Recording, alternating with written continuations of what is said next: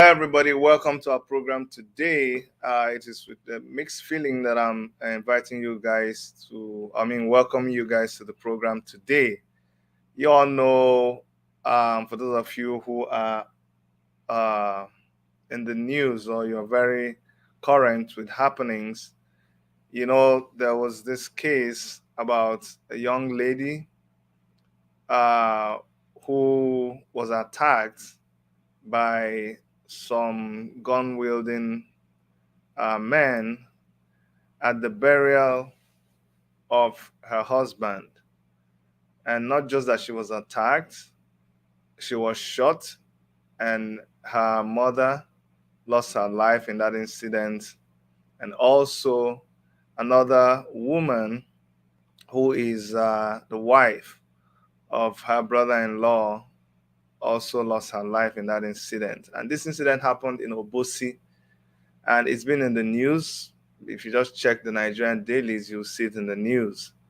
Well, that story is not just like any other story, like some story you hear in the news, you don't know the people, it has nothing to do with you. But I find myself in the middle of this whole happening, and I'll tell you why very soon. But let me just remind you that if this is your first time of watching our channel, that you do me a favor and you click the subscribe button, and you also click the notification bell, leave us a comment, and help us to share this video, especially because of the reason behind having this special edition of our show today. So like I was telling you, I find myself in the middle of this whole thing because the location where this happened, the town where it happened, is actually Obosi in Anambra State. And my wife is from Obosi in Anambra State. Now, the people who suffered this great injustice, the lady who by God's grace escaped with her life just by a very, very close call to death, but she escaped with her life. The lady happens to come from my village, which is Ozalla, in Nkanu West local government area of Enugu State. So you see why it's not just a story that is happening out there. This is a story that has happened to my own sister. So you can imagine how I feel about this. Now, what we're here to do today is very simple. Today we want to discuss about this thing that happened. You're going to hear first-hand information so you understand the truth. Today you're going to hear the truth about what happened, because stories get twisted out there because they are told by people who don't have any connection to the story. Today you're going to see where this lady came from, because there's been so many stories out there.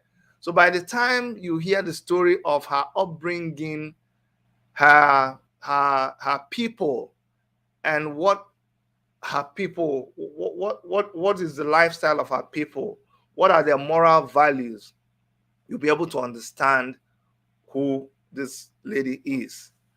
And from all of that, you will also get an update on what is happening to her, where she is, and what efforts are being made to see that she fully recovers and picks up her life from whatever is left. Now, I'm not able to do justice to these things, so I have with me in the studio people who are directly involved in what is going on. Like I told you, I'm from Ozalla in Enugu, in Ozalla in Nkanu West local government area of Enugu State, and we are hoping, it's not here yet, but we're going to be joined by the person who is the leader, the president general of the Ozalla, the PG of Ozalla town. He's not here right now in the person of CNN Nwabara. But also we have a committee that's been set up to see to it that money is raised to take care of this, our sister. And the person heading that committee is going to be with us here also. Is the person of pharmacist CY Anyaegbunam. And also we have a member of the family, somebody who is a blood relative of the lady in question.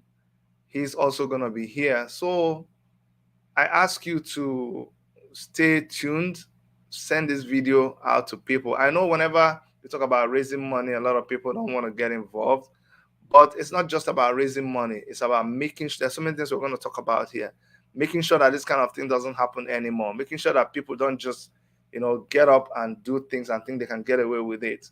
So please help me.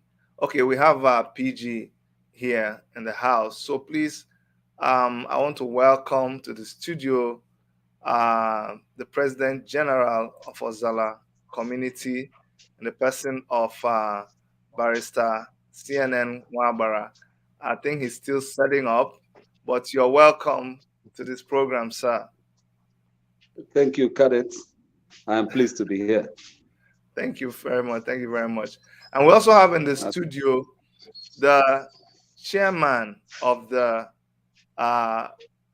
Benita, I call it the Benita group, but he's in charge of all the efforts that is being made to see that succor is brought to our sister. I'm talking about pharmacist CY Anyaegbunam. You're welcome, sir. Thank you.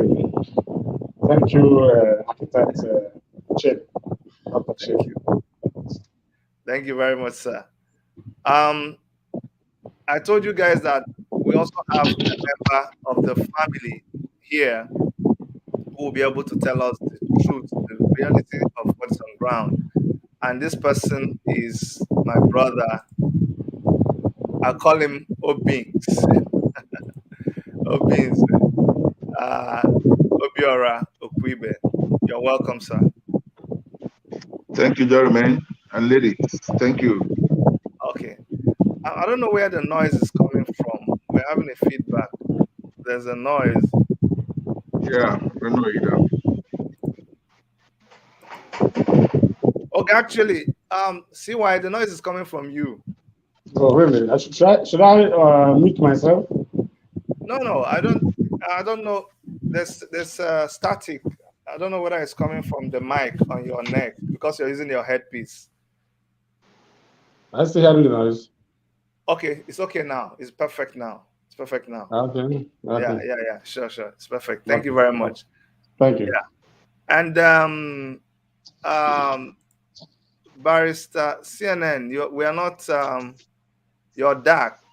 I know it's already nightfall in Nigeria. Okay, yeah, we have you. So, and I'd like to welcome everybody that is logged in right now. Like I said, please go ahead and share this video. It's important that people know what happened, how it happened, the people who are involved. And we really want you guys to know that it's not what you think. It's not a drug war. It's not a girl that killed the husband. It's not all of those things. This is our sister, so we're going to tell you about our sister, and we're going to tell you who we are and how we are not people that you push over. Now you know this is my village, so this is not just a case that is you're going to understand my people through this conversation. So let me start from our President General. I want you, sir, to help our audience understand who Ozalla people are. A lot of people will be hearing about Ozalla. Where is Ozalla? What is it that Ozalla people are known for? So can you help us locate Ozalla and help people understand what Ozalla people are like? Who are we? Mr. PG. Okay, thank you, cadets. As a matter of fact, Okay, let me just say something. Let me hold on. So when you hear him say cadet, you're wondering what's he saying. Cadet is my name for real. When somebody calls me cadet, that means that person knows me from that person knows me from inside out. So when you hear cadet, don't be surprised. Go ahead, sir.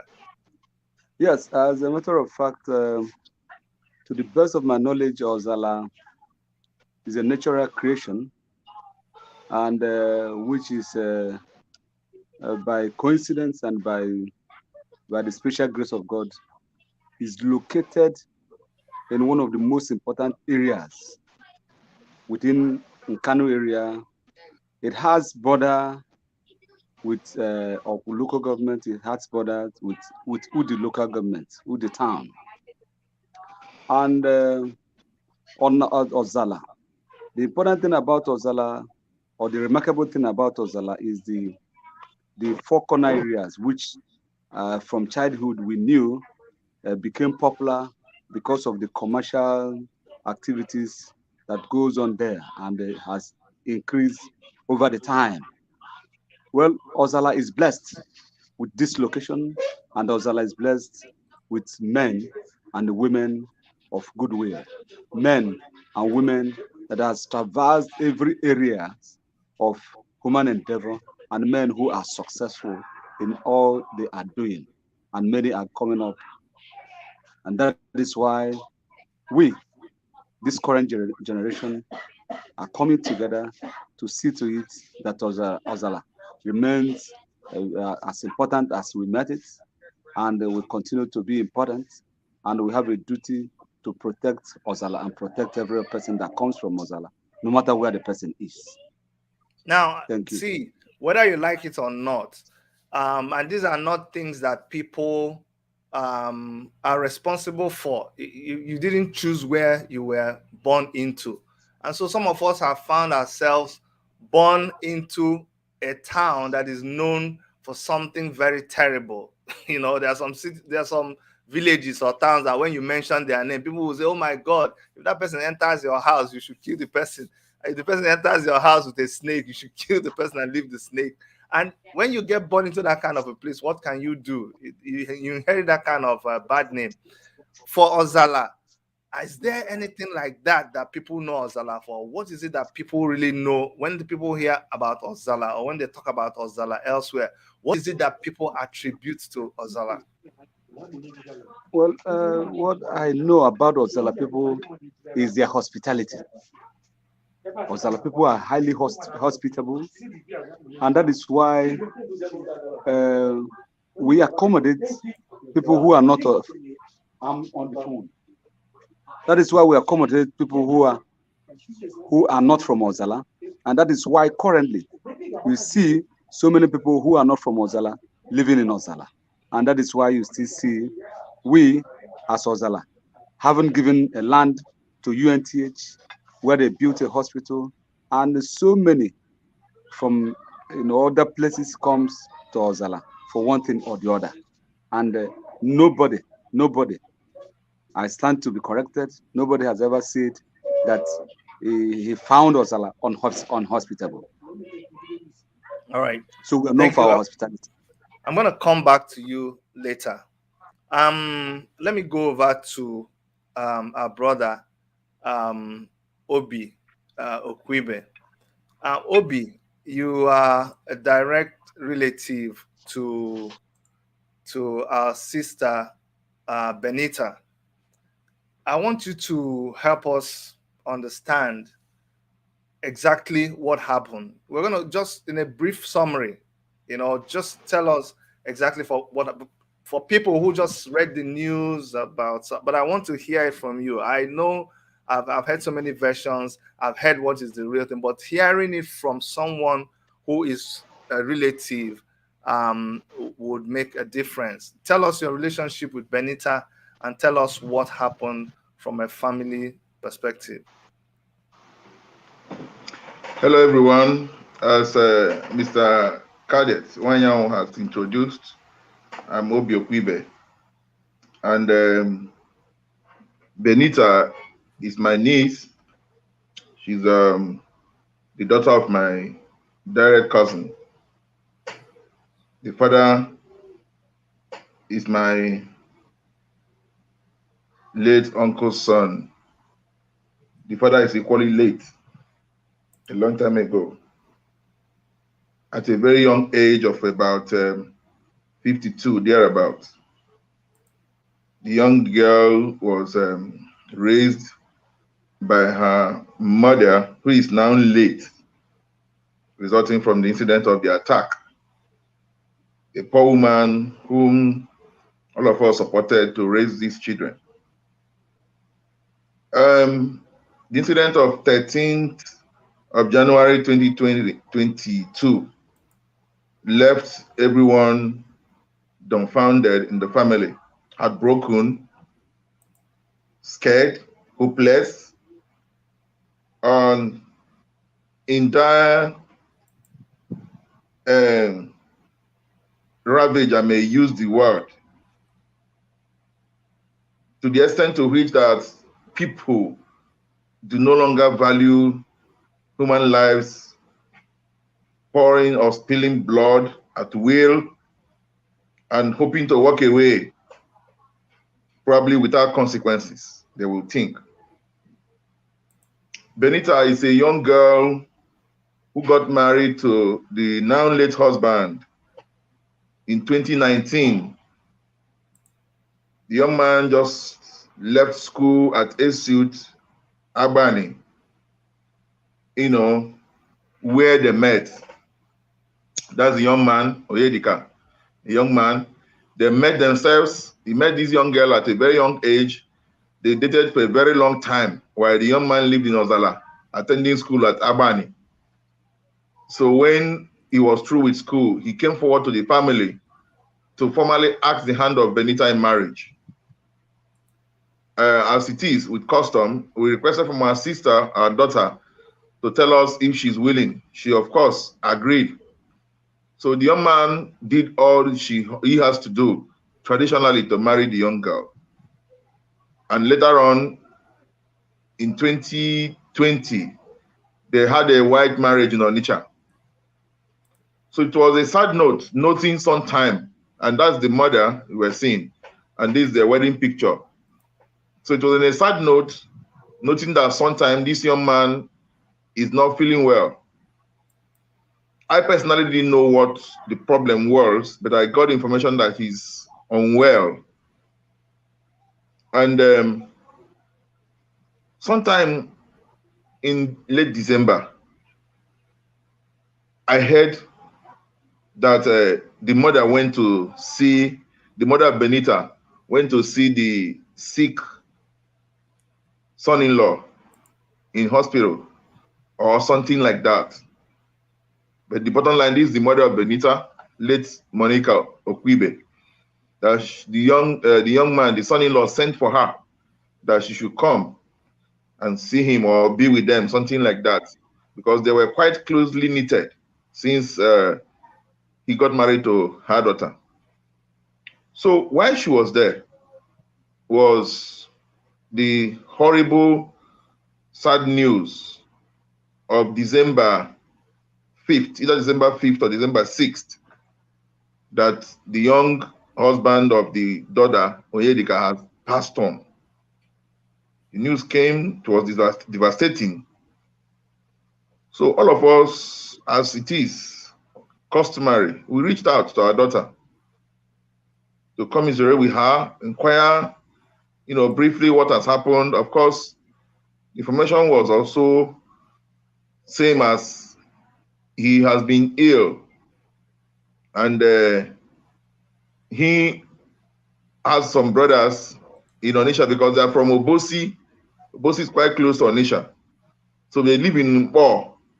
So the village is quite close to Onitsha, Obosi, Nkanu, just quite close, So he has brothers who are around, and another brother of his who practices herbal medicine or tradomedical stuff. So I learned that his own brother insisted that he shouldn't go to orthodox hospitals that the case is a thing that they can handle traditionally, you know. So, and they have been doing a whole lot of things, going to places, seeking traditional medical solutions and all that for the young man. So he was at home. And I learned on that fateful day that he died, December 5th, when the matter got worse, because the case was that I think he's diabetic or something, then it became what they call elephantiasis, something like that. So on that fateful day, in his house in Inlaw, where him and the wife live, the case got worse. So from the wife's account, she quickly even called the brother, especially the one that had been helping with his traditional medical, you know, solutions and all that, and his own other older brother. So they told them, okay, they should take him to hospital now, since the case has become critical, and they are coming. So as they were getting to hospital, they themselves, the brothers, arrived the same hospital. They were there when the doctors eventually came to examine the young man, and eventually found out that he was dead. Before the wife, before his own brothers, siblings from the same womb, the doctor pronounced the young man dead. Right from that moment, the younger brother of this man became hostile to the wife, the young wife. She's yet to have any issue. She hasn't got a child. So the younger brother became hostile. And when they now eventually left the hospital and to their village home in Obosi, the young girl had the keys to the apartment where herself and the husband stays. So she wanted to open there and get into the room. One of the younger brothers met her and said, look, you don't have to enter that room. Give me that key. And he took the key from her, you know, and she barred her from entering the room, you know. So even for that reason, they had to stay on the balcony, on the corridors. I think they passed the first night on the corridors before the wife of the late husband's elder brother, another brother now, who live in the same compound, now told her, oh, if they can't let you access this your apartment, please, they cannot be staying outside, given the situation that just befell you. Okay, move to my own apartment. Come and stay with me. So Alant herself and the mother who was with her moved into the other brother-in-law's apartment, being enjoying the sympathy of the wife, and who also helped to keep her or squat her. So I think a couple of times the young man would come and would be harassing her. She has to leave and get out of the place, you know. So eventually she sent the younger brother, I mean Benita now, sent the younger brother to go get the other key, the one that the husband uses in the Nkanu house. So the young man got there and got the key and came back. So when he came back, another brother of the same guy, another brother now different from the person who took the first key, came to her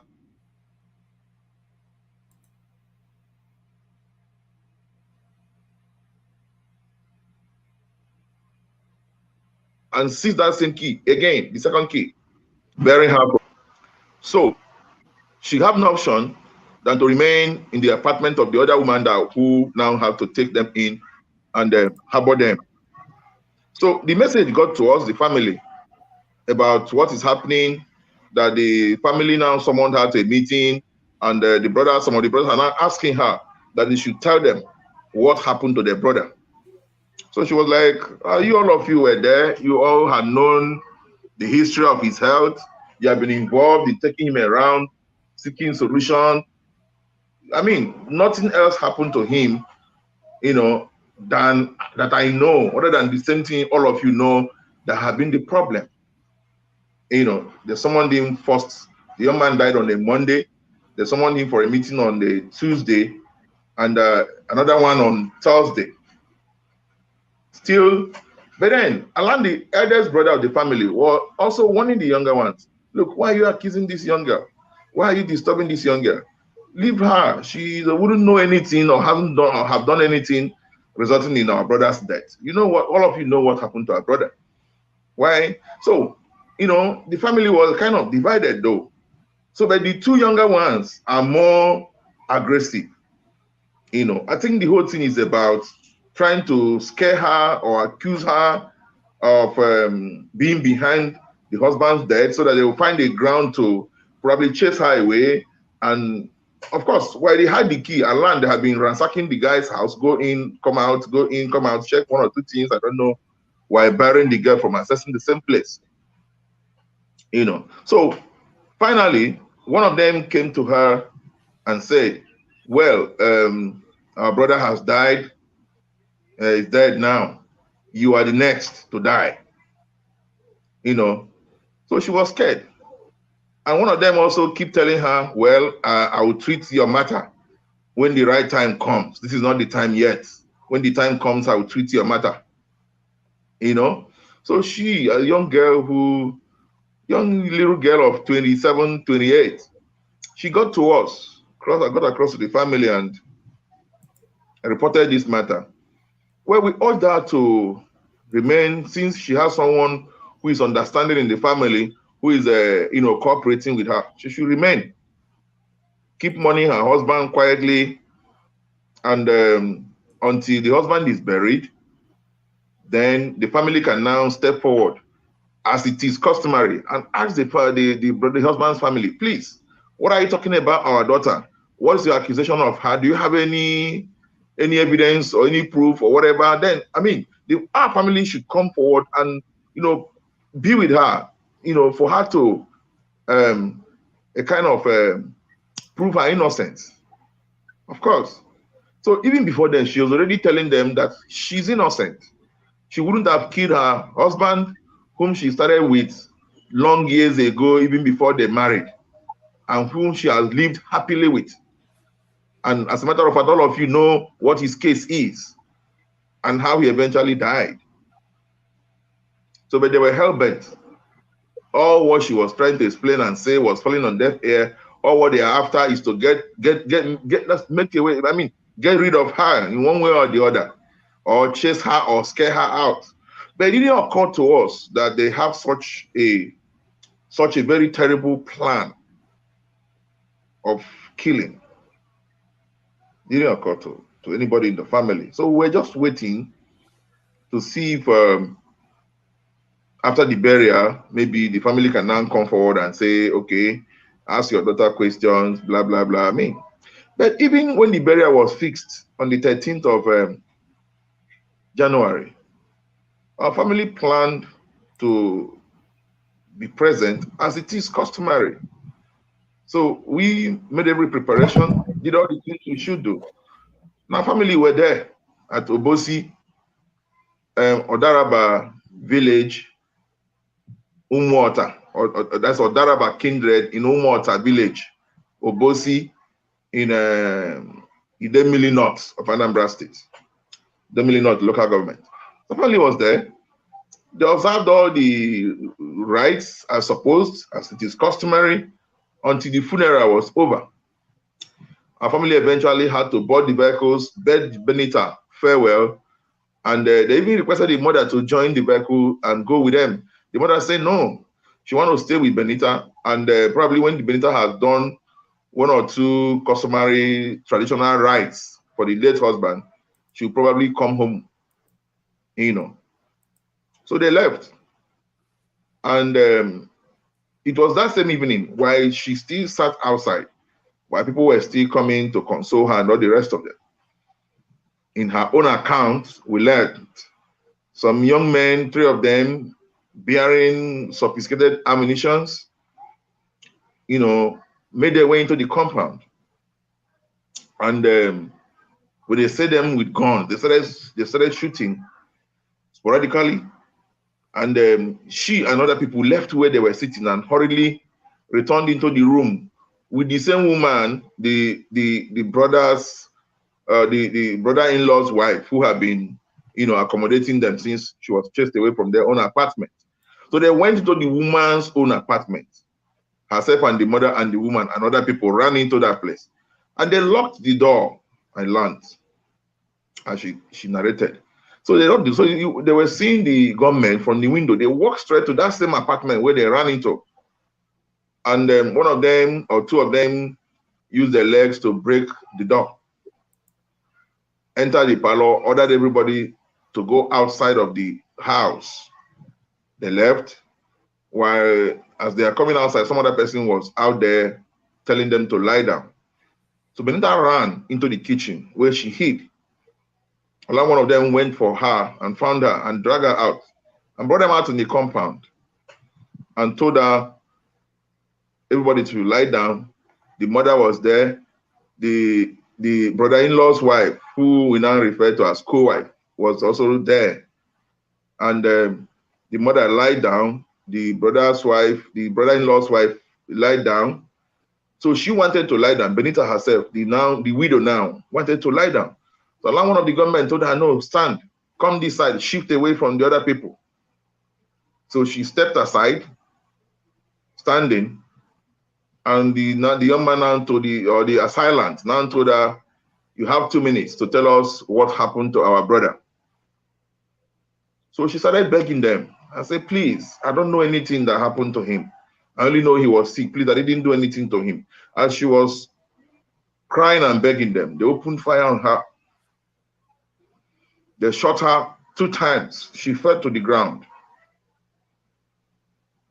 And while she was on ground, she noticed that the next thing she was hearing the voice of her own mother, begging and saying, please, we don't know anything. Please, please spare us. Please don't shoot.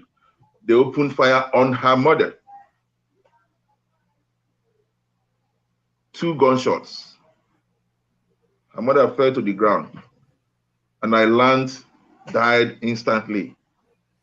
They moved to the other woman who has been accommodating them. The brother, the wife to the brother-in-law, that is elder brother to the deceased. So that one was now begging, please, please, please, these people don't know anything, these people don't know anything. And they shot her, herself, twice. And she fell to the ground. After that, they returned to Benita a 3rd time and give her a 3rd shot that landed on her groin. The first previous 2 bullets were right in her tummy. And they fled. This is Benita's account. So it was while they fled, she passed out a little and she was able to regain herself quickly again to the glory of God. And she cried out that for help.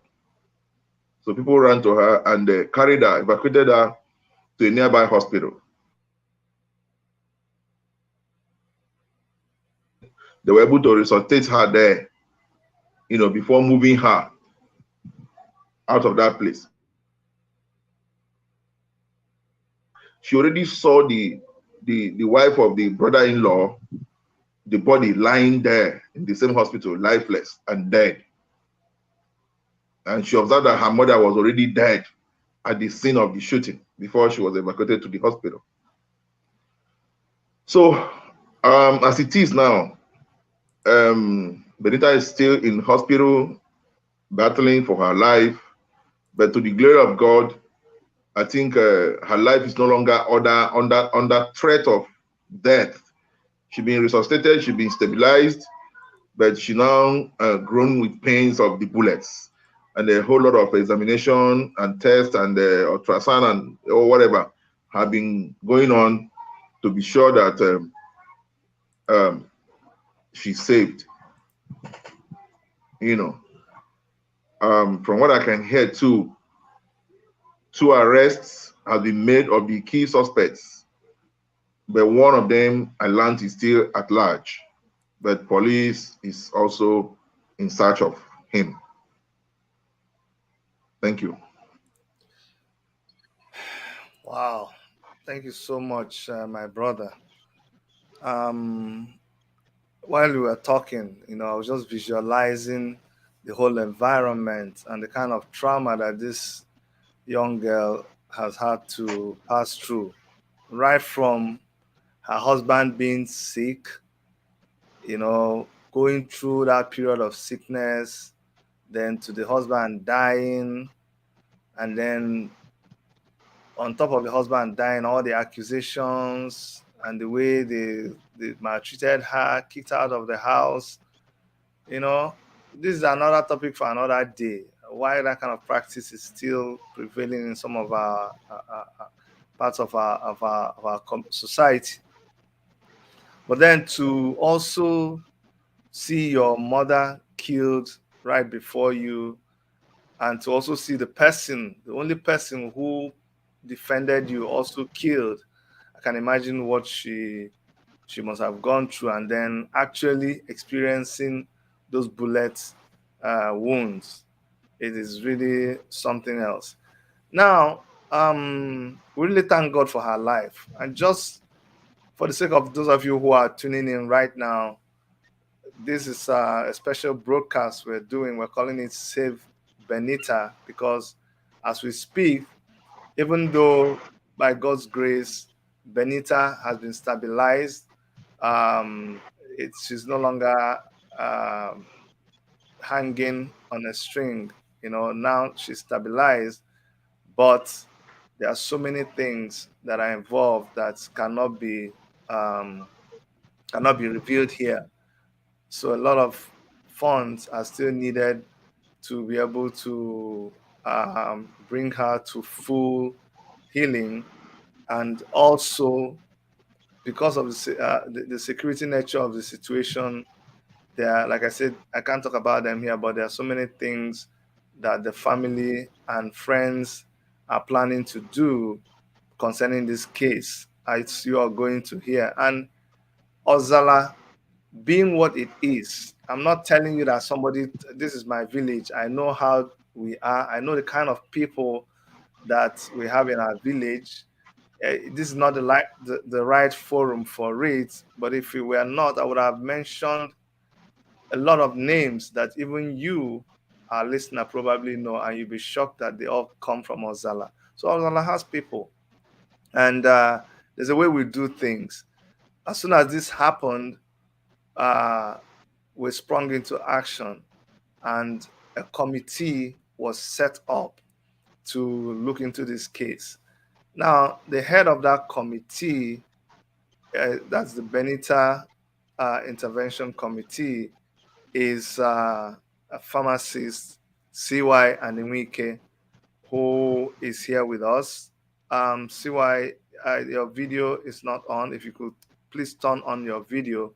I'd like you to come and let people know what we have done as a community concerning this situation, and just bring us up to date about what are your plans and what you want how people can come in. Pharmacist CY Anyaegbunam. Thank you very much, Dr. Chidi. And thank you, Pat Okwuibe, for that elaborate disclosure on the events that took place. But I will start by, good evening everybody who's listening, who's watching. I'll start by saying that Benita is not yet out of the woods.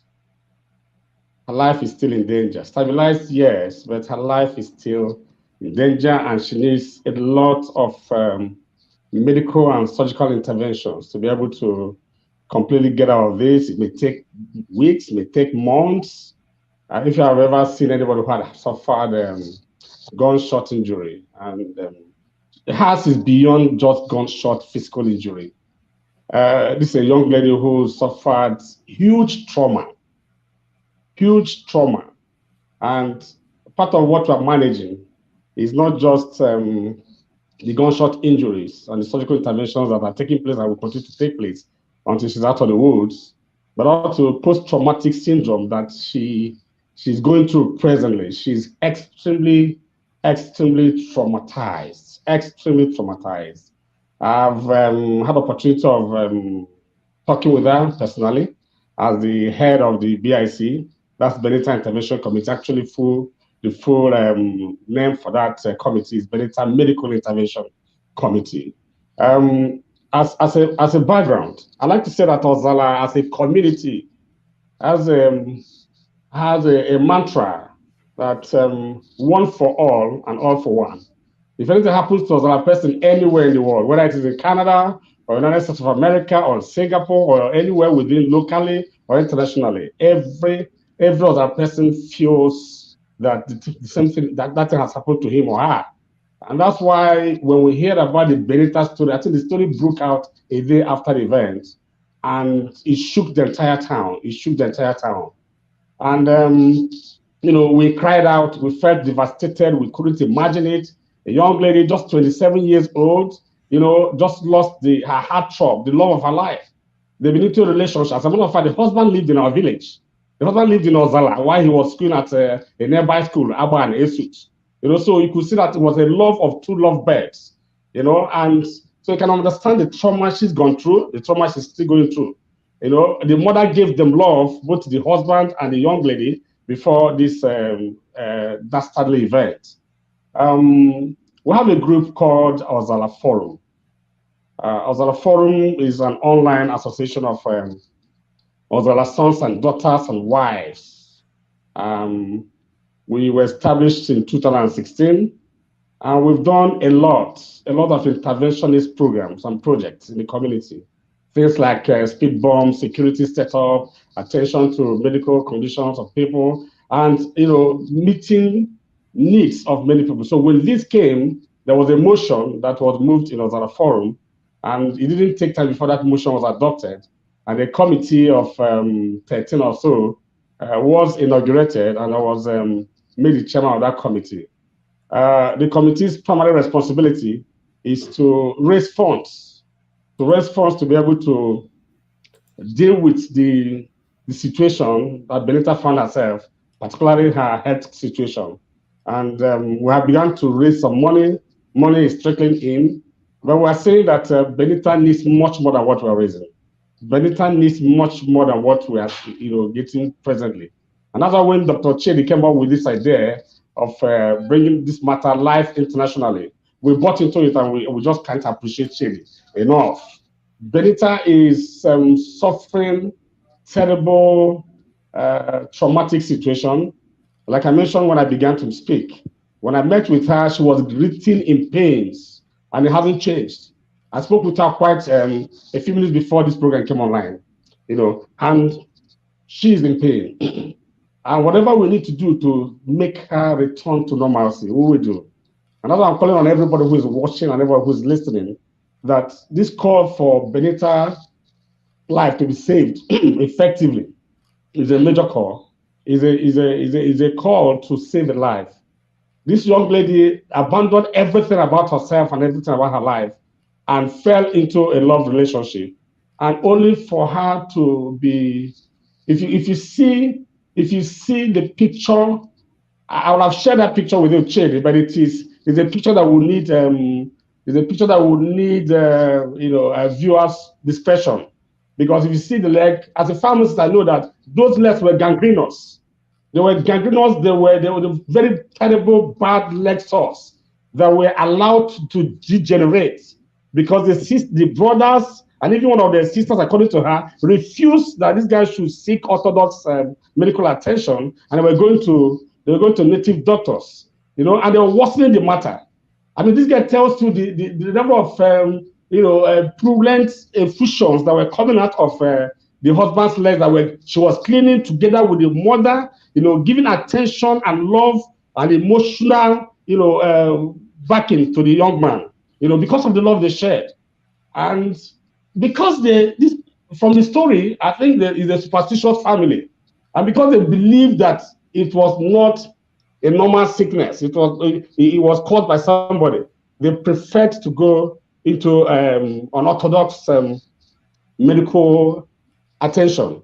And that worsened the situation completely. In fact, I understand from her that it was the guy had accepted to begin to go to the hospital the next day before he now died in the home. That she couldn't believe that he was dead until it was clear and declared in the hospital.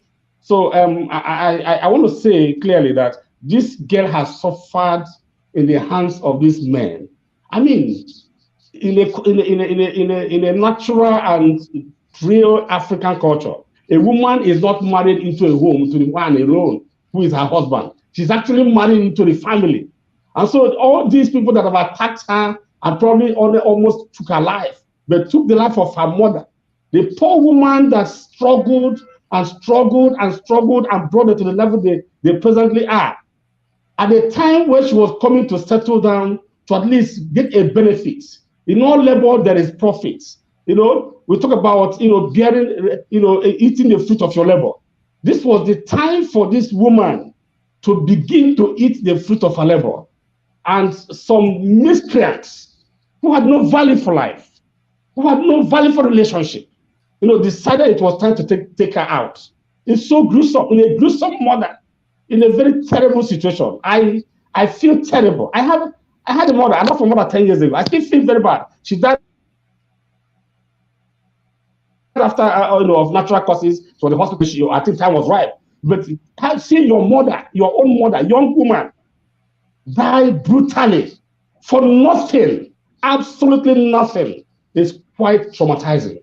And as we discussed Benita's medical intervention and as how to get her out of the woods and ensure she has perfect healing, it's also important to deal with the trauma. And psychologists are already managing her, but I know it's going to take a lot of time because, if you have seen a dead body before, you know the trauma it brings to you. Talk less of your mother who was with you, your co-wife who was with you, three of you were standing and talking and just were trying to, come out of a terrible situation of burying her husband, and suddenly you are seeing your mother lying in her own pool of blood for no reason, just because she showed love to your husband and to yourself and to the family. It's quite traumatizing. And I think that community is going to go beyond this level, beyond and medical attention. It's also the bringing justice to bear. People cannot just come and pull the trigger over an innocent person for no just cause and go scot-free. And I just trust that the justice system will not be delayed. That it will be made in a haste, and everyone who is involved in this matter will receive justice, the commensurate justice. This is pure case of murder, and whatever they bring up, people will call it. I don't know what they call it, but I feel very, very bad, and I think that I sincerely want to appreciate Chidi again for this program. I want to thank you, Chidi, for this program. I believe that as many as are listening, as many as will play it back, will pay attention to this story and give a helping hand. Benita needs to be saved. Benita needs to be restored. Benita needs to be resuscitated. Benita needs to be rejuvenated. Benita needs to get justice. She needs to get justice. And I believe that God, in His mercy, the God that saved her, the God that kept her, they left her for dead. That third gunshot, the last one they shot at her, was like a finalizing effort. But God kept her. That same God that kept her will bring her justice. He will avenge for her, and He will restore her life and give her a better life hereafter. But then we need to manage this girl. She needs our effort. She needs our attention, and she needs our help. Thank you, Chidi. Thank you so much, Pharmacist C.Y. Anyaegbunam. I know you very well. Your record speaks for you. I've seen you become part of so many projects, and I know how those projects turned out. So I have full confidence in your leadership of this committee, and I know what you're capable of doing. I just want to encourage you to keep doing what you're doing, and to know that you have all our support and the support of many people that are going to watch this video. So I'm going to post, because I already have this information, I'm going to post a bank account that your committee already is sharing for people that want to be part of this. But please let us know how people can contribute to these funds that your committee is raising to be able to take care of Benita. Yeah, basically, we are calling for assistance. We're already doing something as a community, as a forum, and all those. But it's looking like a drops of water in an ocean. We need as much as we can get, and we have another forum account which we're using to collect these funds. And that account is also the account I also sent to you, so you can post the accounts, and whoever makes the deposit should please give a narrative on that. I hope we'll be able to appreciate you, even if we're not able to know who you are, the donors are. We know for sure that God, whose work you are doing by contributing, will. The Bible says that He who sees in secret will reward you openly. So I believe if the anchor of this program posts the account details, you can copy it and then use it to be able to support. Not too big, nothing is too small, but Benita needs to be given a new life. Yeah. Yes, we've just posted. If you look in the comment section, you will see it's a Zenith Bank account. There's a Zenith Bank account 10164255006. Again, Zenith Bank 10164255006. The name of the account is Ozalla Forum, and that's if you want to donate money from Nigeria. That's the direct account that you can donate money into. But they're just asking that you also leave a little comment there, and if you can leave us a phone number or an email, the way that we can contact you, that would be nice. If you also want to reach out to me from wherever you are, my number is there. You can call me either through WhatsApp or through any other means, because maybe you're in a part of the country where you want to know how you can contribute money. You can reach out to me. But the also beautiful thing is that we have set up a GoFundMe account, which is universal and international. So you can use this GoFundMe account, gofundme.me/9EEDF916. If you click on that, it will take you to the GoFundMe page. And once you make a donation, we'll be able to it will be registered there. In fact, the good thing is once you're making a donation on GoFundMe, everybody can see it, okay? So we're inviting everybody to come and assist with this fundraising. As you can see, contrary to the narrative out there, some people said, oh, it's a drug war, and it's a South Africa drug war. Some people came and shot the couple. Now you've seen it has nothing. These were just students of Enugu State University of Technology. They were lovebirds in school. And that's the kind of story that you want to tell. That's a good love story. These people dated each other. They helped each other. They were just regular people. None of them, it's not like the man made money, was big man, then just came and brought the girl into the house and the girl ran away with his money. These were people who were students. The guy lived in Ozalla. They didn't kill him, or the girl didn't kill him while he was in Ozalla. In his own people's domain, he was safe and did his school. Is it now when he's in his place that the girl will now want to kill him? So that's why we're doing this, so that we paint the true picture about what happened. And you can see from all these stories what exactly happened. It is not that it's not an ambiguous. It's not a story that is mysterious. There was a clear intention. There were threats, and these people came. Some arrests have been made. And another thing I want to point out here is that our in-laws, which is the Obosi people, they've also been very cooperative, because there's this, people are quick to say, this town is bad. It's not everybody that is bad. We know the people that did this. The law is zooming in on them, and they'll be dealt with. They touched the wrong people, and they will know this in ways that will send a very clear message to other people. And why am I confident in this? I'm confident in this because the President General of Ozalla community is a lawyer himself. So I'm just gonna bring him up to let us know the implications of what these people have done, and how far Ozalla as a community is willing to pursue this case. Mr. PG. Yeah. Once again, cadet, the governor we never had, or by the grace of God, we will still have. Thank you for this effort. God who blesses selfless sacrifices will surely bless you for this. It shows that the Ozalla spirit is running seriously in you, and that is why you have taken your time and effort to organize this, to bring this information to the world, that we are crying out not because we do not know what to do, but because we want the world to hear us.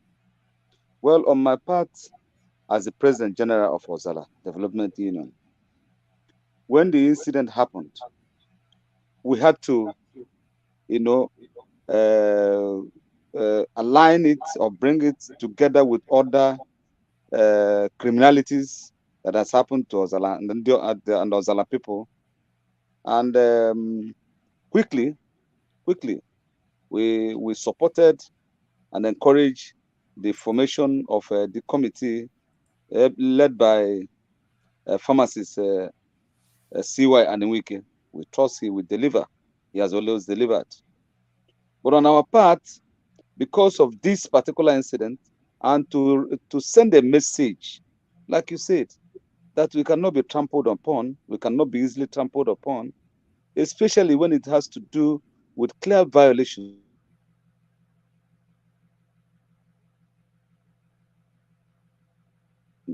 of the fundamental rights of Section 33. Says nobody has rights to take life.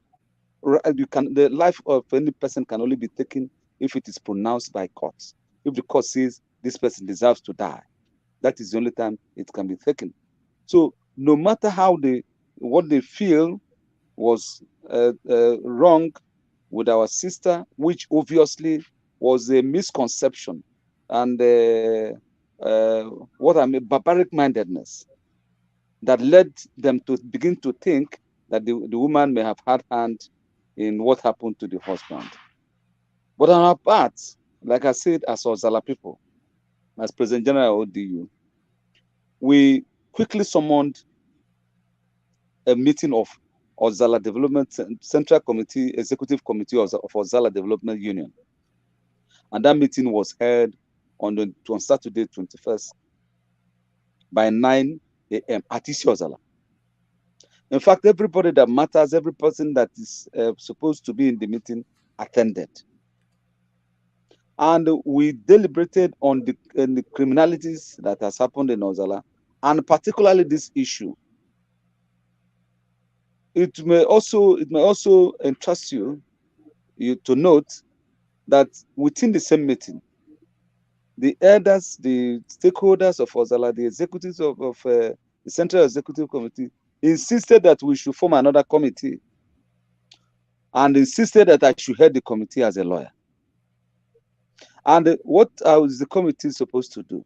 The work of the committee is to liaise with the committee of the committee being headed by pharmacist CY Anyaegbunam to ensure that justice is not truncated as far as Benita's case is concerned. And I have volunteered. I have also made contact with the DPO, and they are quite promising. And I personally, we have followed the matter to where it is pending at State CID Oka, and we are going to do much more. In fact, to tell you how serious we are taking this matter. We have decided that if there is any delay in bringing justice to the fore, if there is any delay in making sure that justice of this case is served, we are going to take the matter to Abuja to force headquarters, and we have made our contact. And by then, moreover, we are not trying to declare war between. We are not war people. We do not fight. We always believe in peace, and we said Obosi people are cooperating, but we want to see justice served. We want to see the end of justice in this matter.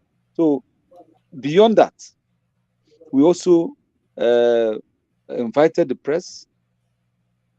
We invited the press. We invited Radio Nigeria. We invited Dream FM, and we invited two newspapers, Vanguard and Sun. And they took note, and they are going to publish this Benita's case. In fact, throughout today, it was on radio. It was in the radio by 6 a.m. in the morning. It was in the radio by 12 p.m. in the afternoon, and it was also in the radio by 3 p.m. in the afternoon, and it was also in the news this evening in the radio. This is something we as Ozalla Development Union is sponsoring to send a signal that nobody can easily trample on us, to tell the world that so much is something we do not like has happened to us, and that if any person is thinking of coming to Ozalla to do anything, that we are equal to the task, and we continue to say we are equal to the task. So I want to thank you. I want to thank CY Anamike. I want to thank Obi Okwuibe for the cooperation. Because the first time I called, he gave me insights, gave me details of what happened, and I took steps. So, and the committee, I was made to head the committee because I'm a lawyer, and by the grace of God, why our brothers at the Ozalla Forum is raising money, we on this part from the side of ODU, we will make sure that we follow up the case and ensure that justice of the case is met. Nothing, it shall never be truncated. That is our stand. Thank you so much, Barrister CNN Nwabara, the President General of Ozalla Development Union. We appreciate you. I see the bold steps that you have taken. It is to your credit that Ozalla is peaceful, it is secure, and I want to thank you and your executive for the prompt steps you've taken to ensure that nobody takes Ozalla for a ride. Thank you very much, sir. Thank you. Okay, now don't forget, if you're joining us now, that this is Save Benita, and we are all trying to rally around our sister who suffered 3 gunshot wounds at the hands of our assailants. They actually left her for dead. She was supposed to be dead. They had killed her mother. They had killed her sister-in-law, the wife of her senior brother-in-law. They had killed that one too. They had shot her twice, came back and shot her a 3rd time. It's just by God's grace that she's still alive. But she's been stabilized, as we heard. But from the chairman of the committee, we also hear that there's a lot that needs to be done. So much, even after we've taken care of the gunshot wounds, rehabilitating her, and doing other things that we cannot talk about here. A lot of money is needed. There might be trips that are involved, and that's all I can say for now, but a lot of money is needed. We have the GoFundMe for anybody who wants to donate money from, and it doesn't matter, $1, $2, $3, £5, £10, it counts. Honestly, that's the only way we can help. And if you're in Nigeria, the Zenith account where you can send money is also there. If you're in Canada, you don't want to do it through GoFundMe, you can do e-transfer. The email is there. We're using My Roots Foundation to be able to facilitate this. So 100% of every money that is raised in this project will go into taking care of Benita through the Benita Medical Intervention Committee. So every money that is given to this, there's nothing like processing fee or all that. Well, the only processing fee is the I think point something percent that GoFundMe will take away from the money, and the rest will be transferred to the committee. And this time around, the good thing about GoFundMe is that you can monitor whatever money is there. We're not going to hide it. If $20 is there, you will see it. If 25, if you donate, you see when you donated. So I can assure you of transparency. You need to come close. Ozalla is a model of how things are supposed to be done. So this is one project that I can guarantee is transparency, and it will be updated. There will be reports. Everything that you want will be available.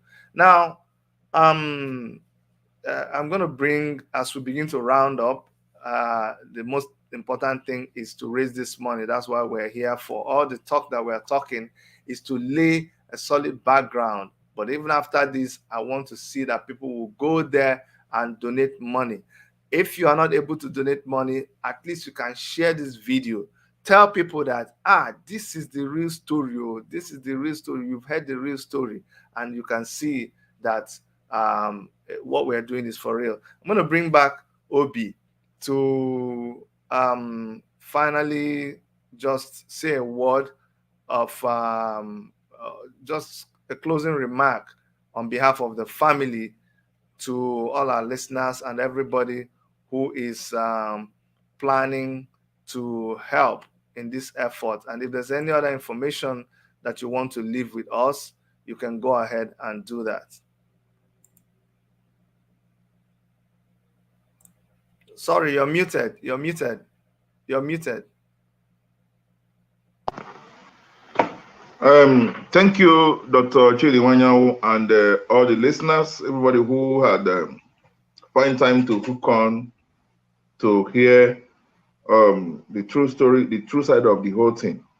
What you've heard is actually as account as narrated by the victim herself, and there are traces and evidences that the sequence of events is true and clear. In fact, the Obosi people themselves also agreed with these accounts. As a matter of fact, they are willing and cooperating that Benita's life be saved and that justice be served.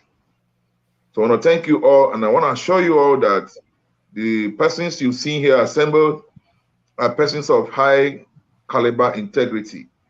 Whatever dime you commit to saving Benita will definitely serve the same purpose. I assure you this. Thank you, and God bless you all. Thank you very much. Finally, on behalf of the committee, I'm going to bring on the chairman of the Benita Medical Intervention Committee, Pharmacist C.Y. Anyaegbunam, to just round up the program for us and just say a word or two. Pharmacist Anyaegbunam. Thank you very much, Dr. Chidi. Where are you? Call you. You belong to us, even though Canadians are laying a claim to you. I'm glad I could find time to at least smile, in this situation. But we really thank God. Benita's escape is one of the greatest miracles of this century. Is it not amazing that the prime person for whom they came is the one who got saved? There's a reason. Like I told her, there's a purpose. There's a purpose that God saved her. Apart from getting to know him better and serving him better, there's something she needs to fulfill. And I see her becoming an agent of transformation in her family because God has shown that he's with her.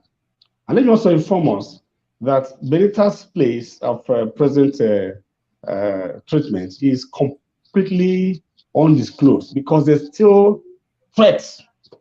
There's this fear of threats that they might be trailing her. They might be trailing her. And we are trusting that God will help us to keep her from their eyes and from their consciousness. I believe that it will end well. I believe that weeping might endure for the night, but joy comes in the morning. The Lord who saved this young lady is going to give her a future that she never imagined or thought about. For those of us who are willing to donate and those who are not yet made up their mind, I want to encourage you. Sow a seed. The Bible says, do not be weary in well-doing, for in due season you will get a reward if you faint not. I believe that as you sow into the seed, you can see this beautiful lady on the screen. See what she was, beautiful damsel. I wonder why other people left her to even didn't see her on time, to marry her off before she went to another town. Anyway, and you can see the other picture of her, what they have done to her and how she's, on life support. But having said this, I want to thank you, Chidi. I want to thank our listeners. I want to thank every person, those who have contributed and those who are going to contribute. And I pray and I trust that beyond bringing Benita to the woods and bringing healing to her body and her physical body, that God will cause also healing to her spiritual body to come, and her emotional and psychological life will be restored. Every trauma the Lord will take away as we meet the needs of this young lady and the young family. And I believe that God is in charge. Thank you again, Obi, for that complete unadulterated rendition of the events that led to this dastardly act. And thank you, my able President General, CNN himself. And I'm sure this channel is a bit better than CNN originally. Thank you for the effort you're making. And I believe that as a lawyer and as legal luminary, that you will see to it that justice is not just seen to be served, but justice must be served in reality. Thank you very much. Listeners, God bless you. Thank you very much. Thank you very much. And to you, our listener, we've made our case very simple, very straightforward. We're just trying to raise money there's nothing we can do about the dead. We have two bodies to bury already. We have our in-law to bury. We have our mother to bury. And God has saved the life of our sister. All we ask is for you to pitch in. There's so many contributions and donations going about everywhere. COVID-19 is not helping matters. Businesses are down. But hey, as long as we're still alive and we're breathing, let's answer to this call to support. All the details are there. We will still post them on our website, it will be on Worship Media, it will be on My Roots Foundation, it will be on all our social media platforms, it will be there. There are some other people that are also making efforts. I am going to also coordinate with all of them. I know Guamnishu is doing something. I know one or two people online are doing something. I'm going to reach out to them to make sure that we are all synchronizing, and I'm going to direct all of them back to the committee, because the committee is set up with a solid structure.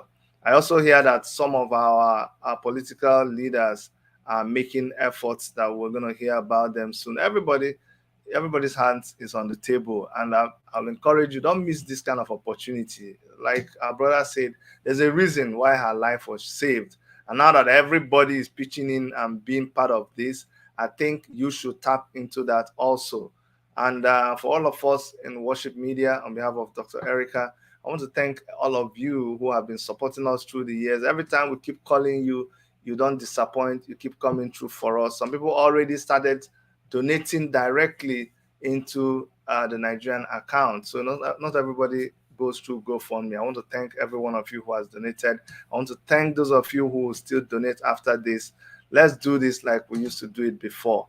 On that note, we're going to come to the end of this broadcast. I want to thank you, and I want to ask that God will come through for all of you whenever you need him, even as you are coming through for us, the Ozalla people, in the case of Benita.